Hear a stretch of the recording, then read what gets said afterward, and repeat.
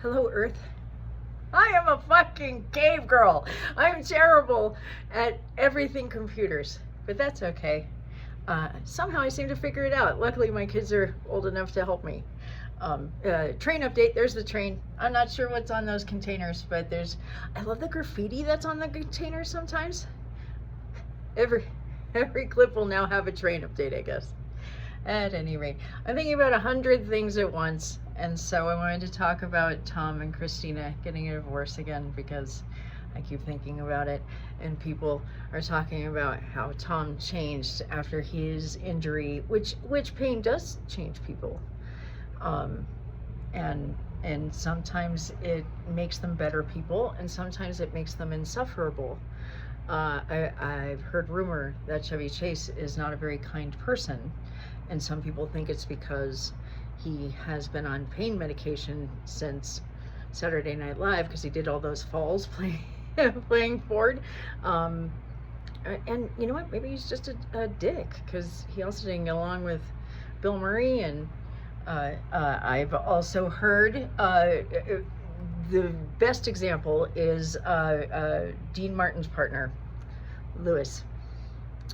Apparently wasn't a very nice guy, and he was in a lot of pain because he did a lot of physical humor, and I heard at the end of his life he became a much nicer person because he found some sort of comfort and medication, or some pain medication just makes you really cranky because you're either getting a little relief and then worried about the next time you need relief, or you're in pain because it's not working, or chronic pain absolutely sucks and it changes people. And I don't know how chronic Tommy's pain is, but I think things were shifting and he started to lose weight because of Sober October. They were trying to save Bert's life, and they were like, hey, why don't we all, it's so much easier to get clean when you have friends to help you be clean. And so it was a beautiful gesture of, hey Bert, you're clearly an alcoholic. What if we all stay sober with you? And it was actually really fun, and viewers started like going in on it, and then then they add the Fitbit, and it was a great time. I actually really missed Sober October because it was so exciting to see them. And then when they drink at the end, it's kind of like, oh, every person in AA's heart sinks because it's like, if you could just keep going with it, because every time Bert is like, I feel amazing, but I can't wait to drink again. And that is the struggle of alcoholism and drug addiction, and it's fucking tough. I absolutely understand, and it's torturous, and I hate that he's going through all of that. I hear that he's sober right now, and I could not be happier because I want him to live a long life. And I don't think he's next on the chopping block for divorce. I think he loves the shit out of his wife, and he would go insane without her, even if they're not in the same room anymore. I think I know more than I watch a lot of podcasts, I guess, and they don't share a bedroom anymore because, you know what I think would be ideal? I would also like to have his and her bedrooms. I don't think we're meant to sleep together. My husband snores. So does my dog. But so also, like, I'm still mad at Dennis Leary for stealing Bill Hicks's material before he died, but he had an excellent joke about the ideal thing is to have 2 bedrooms and then you come out to eat and fuck and then go back to separate bedrooms. That's probably the best joke that Leary has ever made.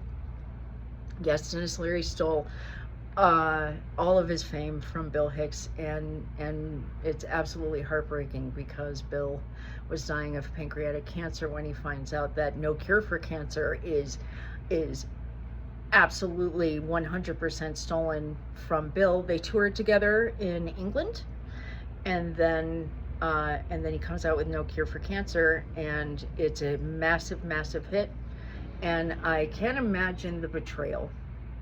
There used to be a show with both of them on it too. And he did it just well enough. He changed the jokes just well enough that you couldn't say, that is Bill's punchline. But they both talk, both talk about Jim Fixx dying while running, and smoking. It's crazy.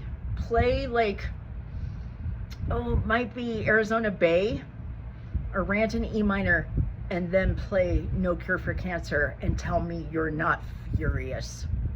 At any rate, sidetrack. I love comedy. I've gone too far.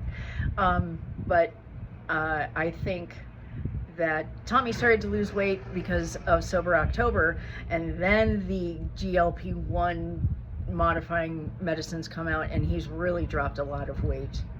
And you know, then you get confident, and he's always made jokes about the other women around, and I want a 20-year-old dispensary or something like that. Really filthy and derogatory and stuff, and it's like, it's funny to a point, and she was very, very patient. He was so lucky to have her, and I think he's going to realize that more and more and more and more, and he's going to regret the fuck out of this, because she's going to go live her best life with whomever she pleases. I would be elated if it was a woman, actually. That would just be the most ironic twist ever. So why couldn't we do this while we were married? I don't know. I'm speculating because that's all we got here. But I would love for her to play the field as much as he said he would. But either way, I think she's winning, and that's the best. So there's that. I've been watching LionMeows, and I happened to fall. I found him when he was kind of crashing out, and he was super pissed, and I don't know if he was getting flagged or he was super pissed that his videos were being affected because of what he talked about. And I was like, dude, you don't even have 50,000 subs. Do you think you're that important, right? Like, how much power do you think you have? But apparently everybody's chronically online, and there's a very good chance that they started striking his shit. So more power to him. I have to admit, I love his videos. He does great work, and I've totally turned around 100%. I really love LionMeows. Also, dude, you for a little while were highlighting small-time comedians at the end of your videos. I really, really loved that. I absolutely loved it. I also absolutely understand if your views completely dropped off when you put that at the end of your videos, but it was a great idea and concept, and I'm all for you bringing that back, and I will also understand if you don't. So, but I like LionMeows. He's very, very funny, and so I'm gonna think this out loud. Christina P's first video she made after the announcement of the divorce, at the very end she was like, meow, and a lot of people were like, oh, it's a reference to him. Maybe, but I've seen her say meow before. A lot of people do. I don't know. I would, if I were him, I'd say, yes, that's about me. But I don't know. I just thought that was adorable, and a little like, I see you. Possibly. So yeah, I just had a couple thoughts about pain and divorce, and the other thing that makes me happy is when people's sexual peak happens, because it's different for the sexes, and for men it's at 18. Because I guess that's when their testosterone is at the top.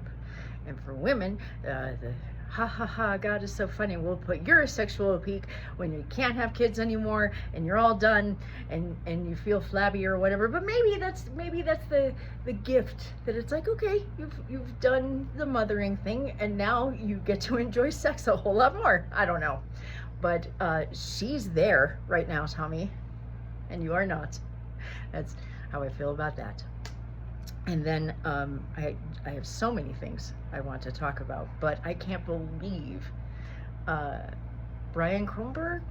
I always fuck up his name. Brian Kroberg, the motherfucker who killed the 4 people, who confessed to killing 4 people. He wants another trial, and I am absolutely dumbfounded by this. I can't believe he thinks he deserves another bite at the apple.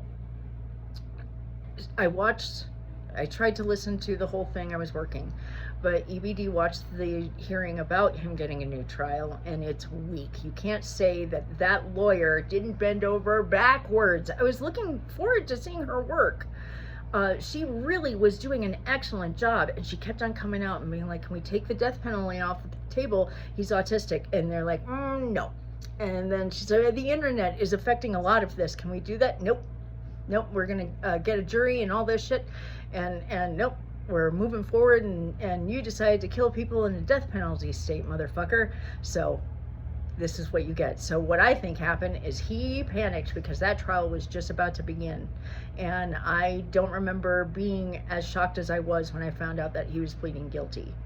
But part of my heart was lifted at that because I was really scared for the 2 surviving girls.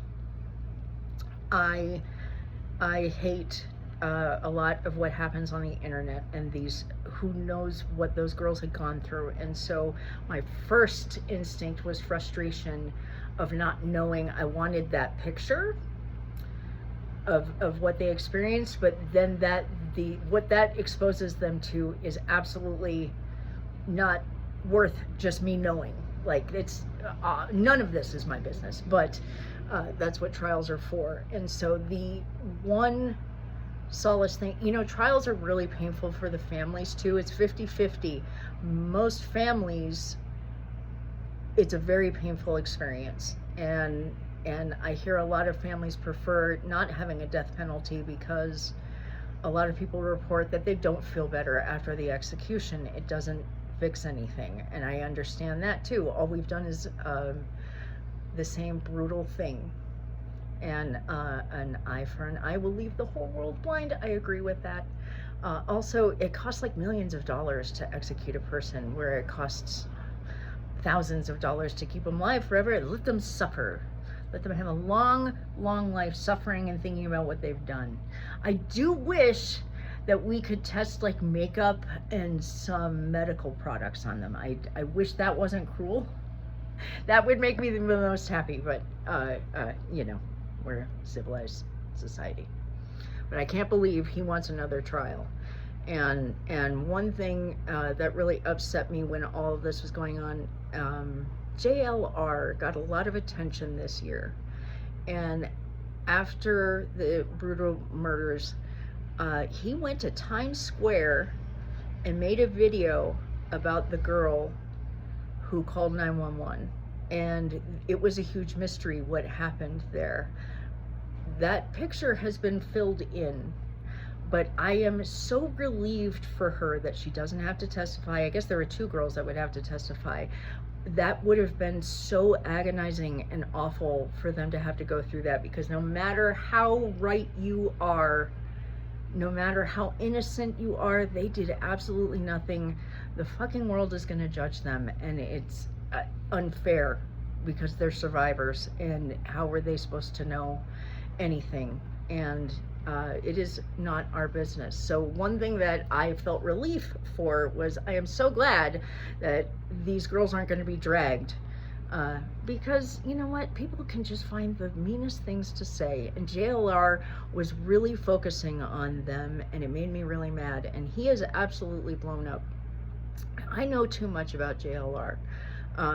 The way he started, he was cosplaying and LARPing, and he's full of shit, and he's a shit stirrer. And I don't understand that mentality of why do you want to cause so much trouble. But he really has gotten so much bigger. He used to run around with Bullhorn Betty, and they both had like the same amount of subs, and she has moved absolutely zero, and he is well into the hundreds of thousands, if not close to 500,000 or something. I haven't checked recently. I hope it's gone down, because he has the ability to go places, and that's really good. Looks like it's John, a guy who just got out of a truck, kind of looked like Mark Barron. And he didn't come here, so I can keep talking to you. So he goes to Arizona for Nancy Guthrie, and I don't know why the media has gotten so terrible at what they do, except for Brian Entin is a hero. He is so good at what he does. He was excellent with the Idaho case, and I love Brian Entin, and he was there every day, and he was giving great reports. So is JLR, and then live streaming and all that kind of stuff. Now the sheriff really fucked everything up, and if I were Savannah, I would be all about a lawsuit, because I can't imagine not knowing all the things that she doesn't know and will never know, and it just must be agonizing. And I really honestly feel that it's that sheriff's ego that fucked all of it up. He should have had the FBI have all the access. I knew when they opened up that scene and let people like on the lawn later that afternoon, I'm like, this is a missing persons case.